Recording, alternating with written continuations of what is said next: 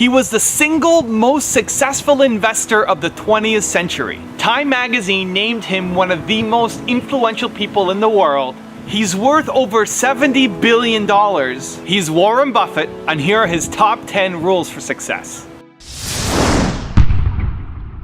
How can other people tap dance to work? What's the secret of that? You find your passion. You find your passion. I was very, very lucky to find it, when I was 7 or 8 years old, and fortunately, my children have found their passion. One son loves farming like nothing else. One son loves music like everything else, and all three of them love philanthropy and what they get to do.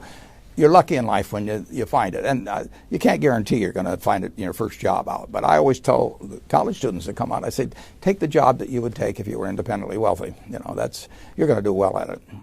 If you think you're going to be a lot happier if you've got 2X instead of X, you're probably making a mistake. I mean,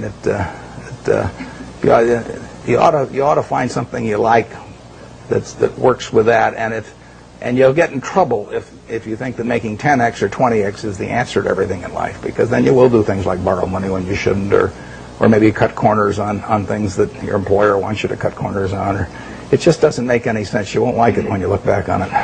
3 things in hiring people: look for integrity, intelligence, and energy. And he said if the person didn't have the first 2, that the latter 2 would kill them, because if they don't have integrity, you want them dumb and lazy. You don't want them smart and energetic.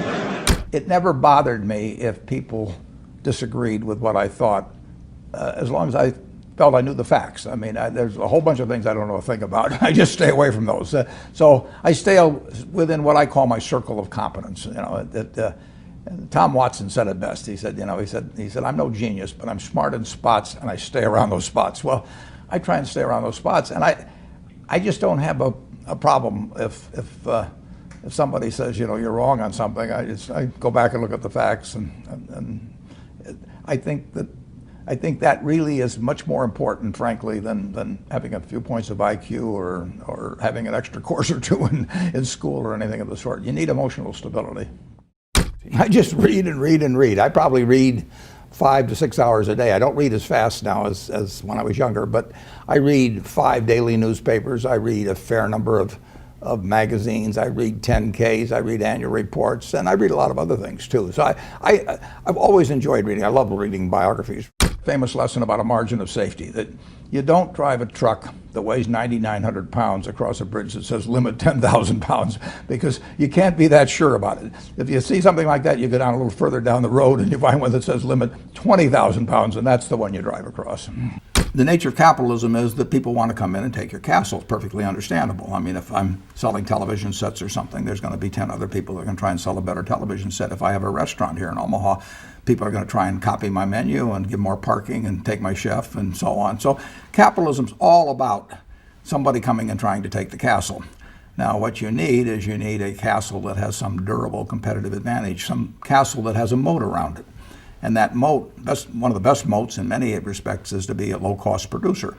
But sometimes the moat is just having more talent. I mean, if you're the heavyweight champion of the world and you keep knocking out people, you've got a competitive advantage as long as you can keep doing it.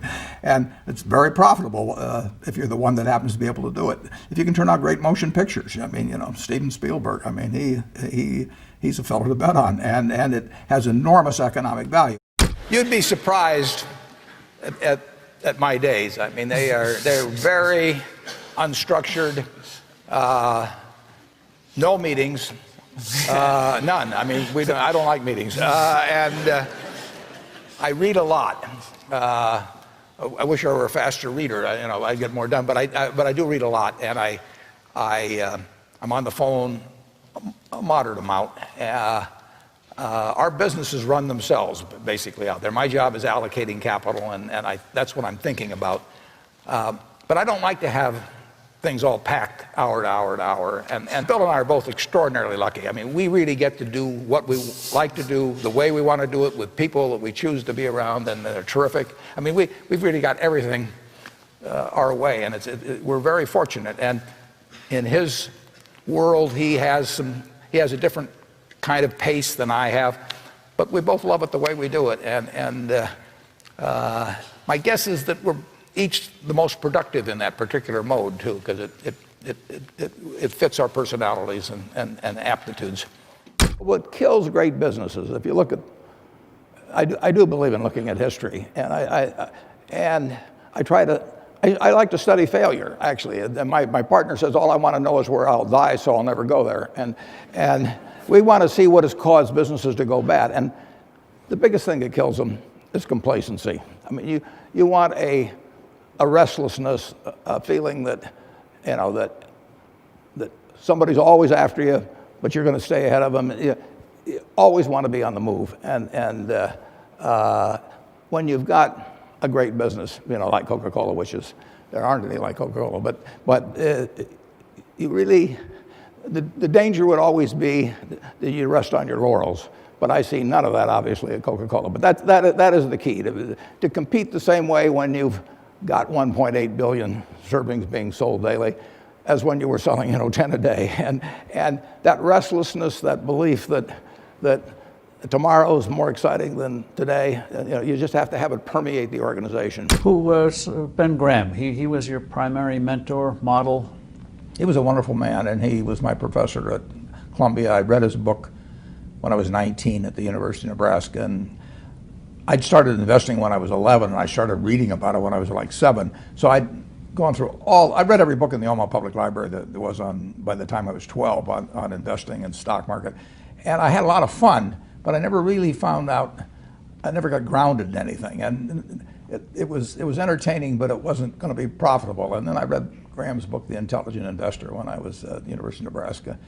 And that just opened the whole thing up to me. Yeah, and I named my oldest son is named Howard after my dad, Graham Buffett, and he was a marvelous man. Never expected anything from me in return. Ben Graham, in his low teens, looked around and he looked at the people he admired, and he said, I want to be admired, so why don't I just behave like them? And he found there was nothing impossible about behaving like them. And similarly, he did the same thing on the reverse side in terms of getting rid of those qualities.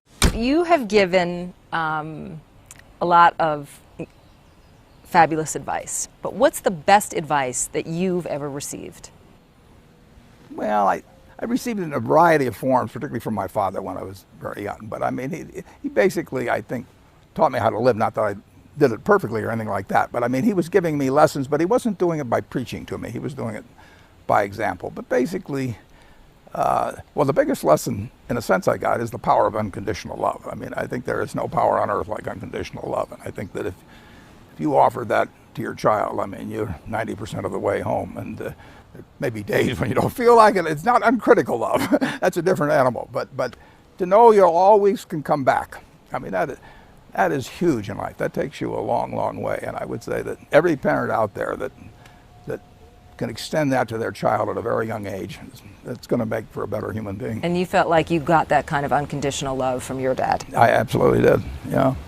That is a powerful thing. It is a powerful thing. Thank you for watching. I'd love to know what you think of Warren Buffett as an entrepreneur. Let me know your thoughts by leaving it in the comments below. I made this video because Ray Carter asked me to, so if there's a famous entrepreneur that you want me to profile, leave it again in the comments below and I'll see what I can do for you. Thank you for watching, continue to believe, and I'll see you soon.